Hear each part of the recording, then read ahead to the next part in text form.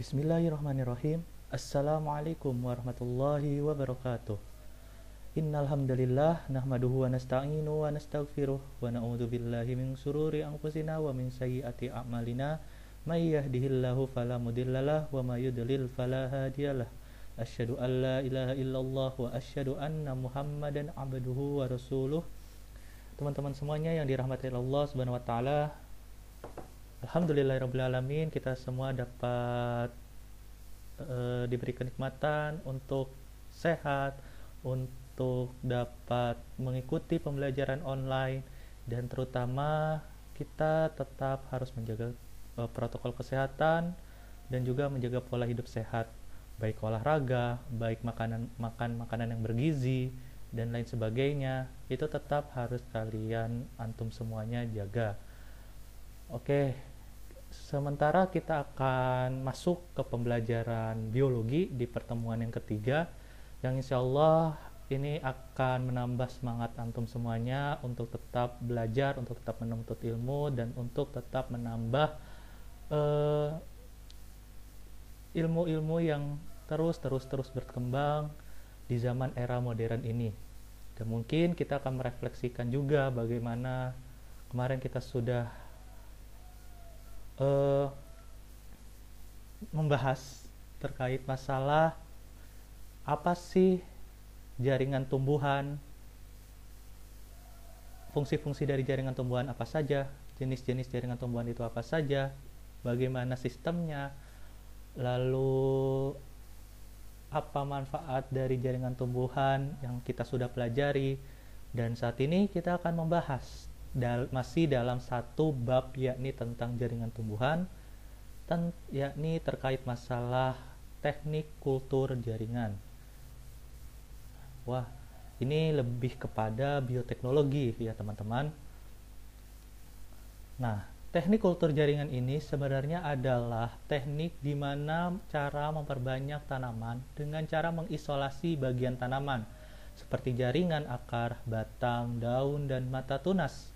Kemudian menumbuhkannya pada media buatan yang kaya nutrisi, hormon, wadah steril, dan suhu. Jadi ini kultur jaringan ini bioteknologi yang modern ya teman-teman semuanya, bahwa lebih kepada bagaimana caranya untuk memperbanyak tanaman tersebut secara cepat dan tidak membutuhkan tempat yang sangat luas dan lebih simpel seperti itu. Nah, kultur jaringan ini tadi bahwa dilakukan dengan cara mengisolasi bagian tanamannya saja. Jadi bagian tanamannya saja itu seperti jaringan akar, batang, daun, dan mata tunas ini adalah bagian tanaman asal yang merupakan sebuah eksplan. Nah, eksplan sendiri itu apa? Eksplan sendiri itu adalah sel atau jaringan asal sebagai bahan dasar untuk teknik kultur jaringan.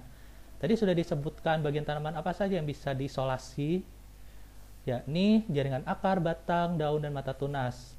Nah, di sini ada beberapa jenis teknik kultur berdasarkan eksplan yang digunakan.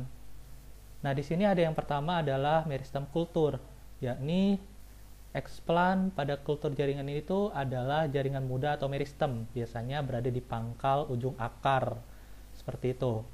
Nah, yang kedua adalah anterkultur. Anterkultur ini eksplan yang digunakannya adalah serbuk atau benang sari. Serbuk atau benang sari tahulah ya, itu bagian dari bunga. Di situ kan ada bagian bunga itu benang sarinya. Nah, itu nanti akan dijadikan sebagai eksplan dari kultur jaringan.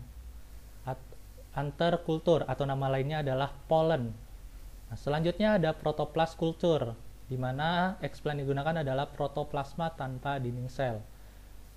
Selanjutnya ada kloroplas kultur, yang dieksplankan adalah bagian kloroplas, otomatis yang akan digunakan adalah bagian dari daun. Yang selanjutnya adalah somatic cross, jadi ada dua protoplasma digabungkan, dilakukan penyilangan menjadi satu. Dan itu nanti tujuannya adalah membentuk sifat baru. Jadi dalam penyilangan dua protoplasma itu akan digabung menjadi satu dan membentuk sifat baru. Nah, nanti akan dibahas di pertemuan kelas 12 terkait masalah bagaimana proses penyilangan untuk mendapatkan sifat baru. Itu nanti akan ada lebih lanjutnya seperti itu. Nah, ini adalah pengertian dari kultur jaringan. Kenapa sih sebenarnya kita bukan harus sih sebenarnya, tetapi bagian tanaman itu bisa dikulturkan. Nah, ini adalah salah satu pendapat dari M.J. Claydon dan Theodore Swan bahwa setiap sel itu memiliki sifat totipotensi dan autonom. Ini jelas pada tumbuhan itu sendiri. Kenapa bisa dikulturkan? Menurut M.J. Claydon dan Theodore Swan, bahwa sel itu memiliki sifat totipotensi. Nah, totipotensi itu apa? Totipotensi itu adalah kemampuan setiap sel tumbuhan untuk tumbuh menjadi individu baru yang sempurna. Jadi, tanaman itu bisa mampu membentuk individu baru yang sempurna dari setiap sel. Ingat, dari setiap sel tumbuhan itu bisa tumbuh menjadi individu baru yang sempurna. Itu yang disebut dengan totipotensi. Kenapa totipotensi bisa ada di tanaman? Nah, karena tanaman juga memiliki sifat autonom, yakni sel tumbuhan dapat tumbuh dan berkembang secara terpisah dan dapat bermetabolisme sendiri. Artinya bahwa itu sudah jelas bahwa tumbuhan juga memiliki klorofil yang digunakan untuk berfotosintesis dan melakukan metabolisme sendiri untuk mendapatkan produk makanan sendiri sebagai hasil dari fotosintesis itu sendiri. Seperti itu. Nah, ini kenapa bagian tanaman bisa dikulturkan. Nah, selanjutnya bagaimana sih tahapan secara umum dari proses kultur jaringan itu sendiri? Nah, yang pertama adalah sel eksplan diisolasi. Jadi, eksplan yang kita ambil itu diisolasi karena itu akan menjadikan cara hidup tumbuhan itu semakin akan berbeda dengan ketika tumbuhan itu berada pada saat di pohon yang benar-benar dari akar, dari batang maupun dari daun. Nah, itu akan membentuk suatu adaptasi baru. Nah, hal itu akan mengakibatkan tumbuhan itu yang dikultur itu akan menjadi stres. Nah, nantinya dia akan cara hidupnya itu akan berbeda, dan cara hidupnya itu tidak akan menggunakan sinar matahari, melainkan nantinya akan berpindah. Sumbernya itu berasal dari medium atau nutrien dan zat pengatur tumbuh atau hormon. Jadi tiap tumbuhan itu memiliki hormon yang disebut dengan fitohormon. Itu sangat dibutuhkan sekali dalam proses pertumbuhan dan perkembangbiakan makhluk hidup, dan juga medium atau nutrien yang benar-benar nantinya itu dijadikan bahan untuk bermetabolisme. Seperti itu. Nah, karena mereka yang dikulturkan itu mendapatkan medium, nutrien, dan hormon, maka sel tumbuhan itu akan membelah secara tidak terkendali, artinya bersifat meristematis. Setelah sel tersebut bersifat meristematis itu membelah tidak terkendali, artinya akan terjadi regenerasi menjadi tanaman yang utuh. Jadi akan membentuk suatu diferensiasi yang akan membentuk suatu akar, membentuk suatu batang, dan membentuk suatu daun. Itu nanti akan terjadi regenerasi menjadi tanaman utuh. Nah, selanjutnya ada contoh dari proses kultur jaringan, yakni padat wortel, yang dulunya sudah pernah ditemukan dan dilakukan eksperimen oleh F.C. Stewart pada tahun 1969 dengan cara mengambil satu sel empulur wortel kemudian ditumbuhkan menjadi individu baru. Nah, ini cara prosesnya yang ada di gambar. Jadi eksplan ini berupa tunasnya wortel, bukan tunas, ya pokoknya individu yang masih kecil, eksplan dari wortel itu dipotong melintang. Nah, setelah itu area bagian yang diambil itu adalah bagian yang bersih. Jadi bagian bersih itu adalah di dalam luaran wortel. Itu yang diambil. Dan yang kecil ini diambilnya pada dalaman wortel itu, lalu sel tersebut dimasukkan ke cawan Petri. Sel yang sudah diambil itu di bagian dalam wortel itu dimasukkan ke cawan Petri. Tidak hanya sekedar antum memasukkan sel wortel ini di atasnya cawan Petri, dan ternyata di dalam cawan Petri itu di atasnya wortel itu terdapat media tanam. Ini yang akan menjadikan adanya nutrien dan hormon yang dibutuhkan untuk sel wortel itu tumbuh. Contohnya seperti agar, gula, dan air kelapa. Itu contohnya. Lalu setelah itu akan terbentuk kalus. Nah, ini akan ada perubahan yang disebut dengan kalus. Kalus itu apa? Pasti antum semuanya sudah pada belum tahu ya itu kalus itu apa. Kalus itu adalah sel yang belum terdiferensiasi, artinya masih dalam proses meristematis. Masih dilakukan pembelahan secara tidak terkendali. Itu yang disebut dengan kalus. Belum terdiferensiasi seperti akarnya, daunnya mana, batangnya itu mana, dan seterusnya. Nah, ini adalah kalus. Nah, setelah itu, kalus itu akan dipindahkan ke medium pertumbuhan. Tetap dengan protokol bahwa terdapat media tanamnya itu sendiri pada medium pertumbuhan itu sendiri di cawan Petri. Nah, setelah itu, akar akan tumbuh dalam waktu 4-8 minggu. Terbentuklah adanya akar, adanya daun sedikit kecil-kecil. Nah, itu adalah yang disebut dengan plantlet. Nah, setelah plantlet ini akan tumbuh, maka akan dipindahkan ke medium tanah. Nah, medium tanah ini nantinya akan sel wortel itu sendiri atau plantlet yang sudah tumbuh ini akan melakukan proses yang disebut dengan aklimatisasi, atau yang bahasa yang kecenya yang kita udah tahu itu adalah adaptasi. Nah, ini adalah proses dari kultur jaringan sampai dengan tumbuhan dewasa, yang nantinya ini akan menjadi tumbuhan dewasa dan wortel yang baru. Dan wortel ini akan tumbuh menjadi tumbuhan yang identik dengan eksplannya yang sudah kita buat sebelumnya. Seperti itu. Ini adalah proses kultur jaringan secara umum, dan bagaimana keunggulan dari kultur jaringan itu sendiri.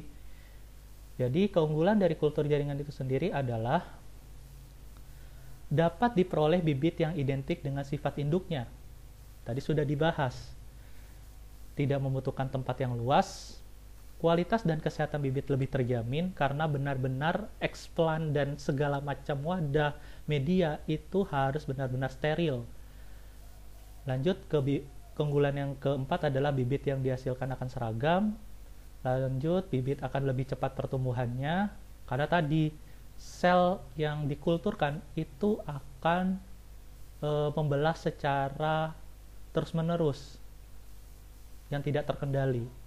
Ini akan lebih cepat pertumbuhannya, terus pengadaan bibit tidak tergantung musim, dan juga diperoleh bibit dalam jumlah waktu yang singkat, jumlah yang banyak dalam waktu yang singkat. Itu adalah keunggulan dari kultur jaringan. Jadi kesimpulan dari proses kultur jaringan itu sendiri ada 6 tahapan.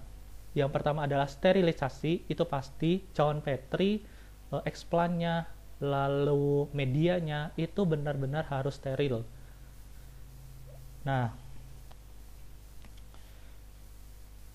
contoh dari sterilisasi eksplannya itu sendiri dapat dilakukan dengan menggunakan alkohol, bahan pemutih pakaian, atau HgCl2.